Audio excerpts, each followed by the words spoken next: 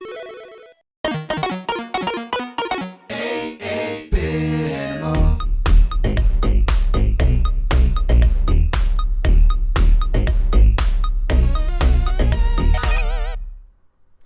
you doing, good people?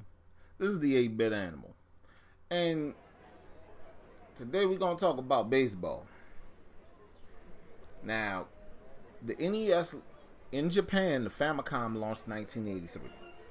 First baseball game was a launch title in 1983. It's baseball.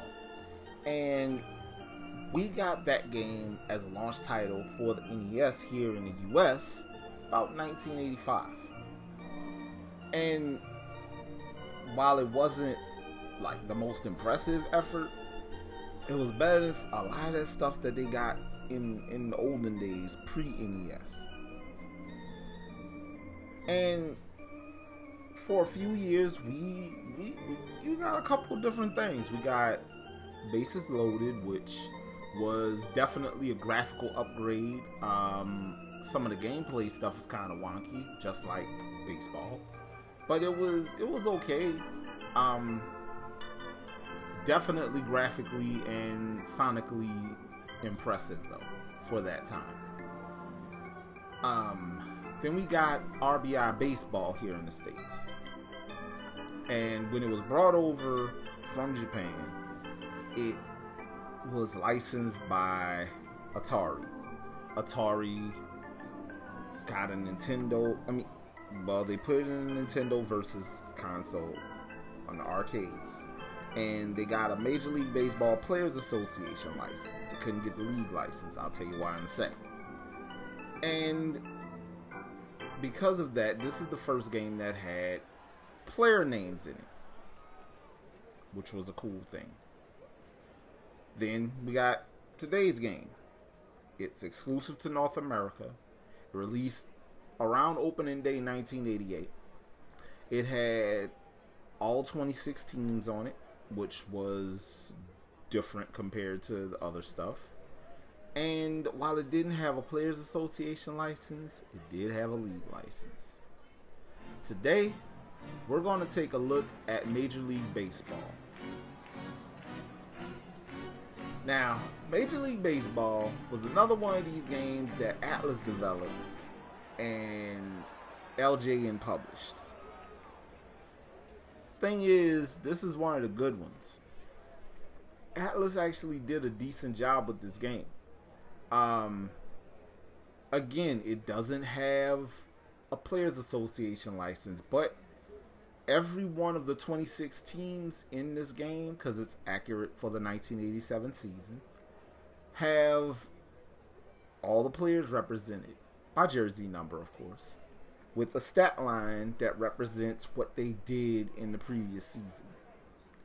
And yeah, it's kind of stat heavy. You can set up your lineup.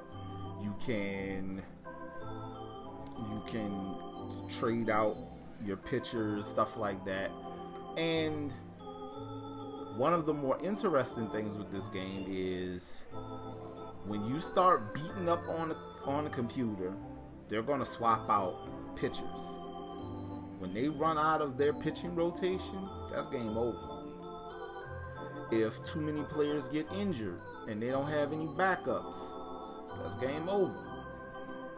But if they don't get any injuries and all that good stuff, the game will keep going. You can run up 100-0 score on the computer and it won't stop. There's no mercy rule in that regard. But the stat tracking and all that stuff is pretty interesting for this time, because most of the few sports games we got were pretty arcadey. I want to say up to this point we only got one football game, and it was 10-yard fight. We hadn't gotten a basketball. Oh, wait, I'm lying. I was about to tell a lie. We had gotten Double Dribble by 87. So yeah, the sports offerings were kind of sparse. The most popular sport, I want to say, with like 2, maybe 3 games was hockey. But yeah. Oh, and tennis, I think.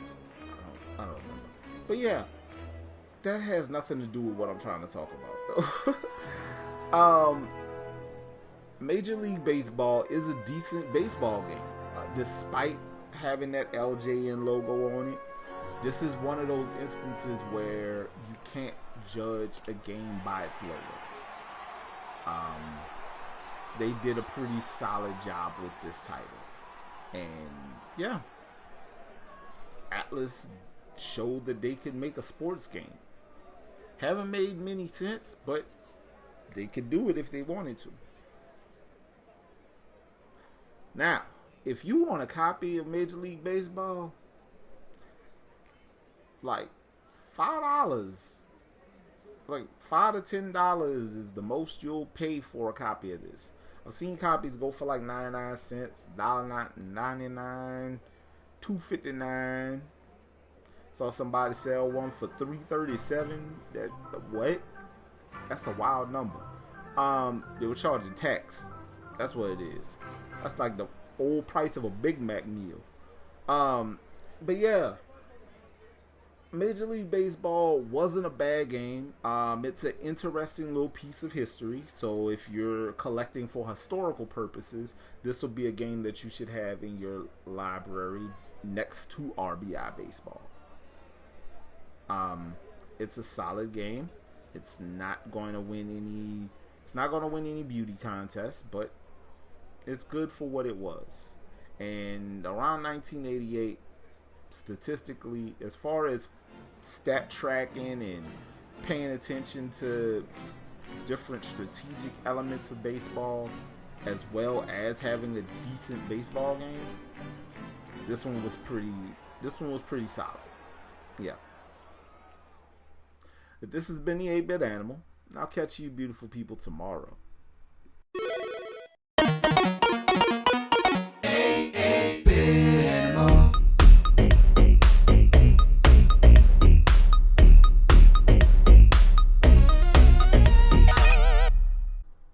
Tomorrow. Yep. Bombs from 1987 and Bombs from 1992 blow up the same. It's just that the bombs from 92 are a little bit shinier.